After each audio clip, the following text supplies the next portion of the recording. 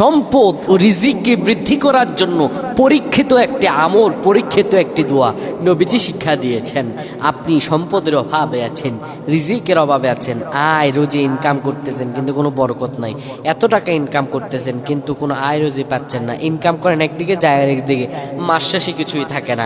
আপনার ইনশাল্লাহ এই আমলটি যদি করতে পারেন, পরীক্ষিত আমল, ইনশাল্লাহ আল্লাহ আপনার রিজিকে বৃদ্ধি করে দিবেন ইনশাল্লাহ।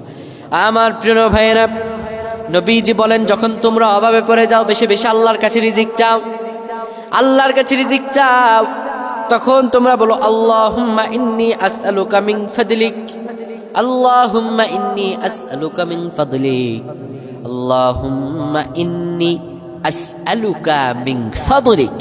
আপনি অভাবে পড়েছেন, রিজিকের অভাবে, আপনি টাকা পয়সার কোনো আয় উন্নতি দেখছেন, আপনি আজ থেকে আমলটি করুন, আজ থেকেই আমলটি করুন, আল্লাহ আপনার রিজিক খুলে দেবে, ভাগ্য পরিবর্তন হয়ে যাবে ইনশাআল্লাহ। দোয়া ভাগ্য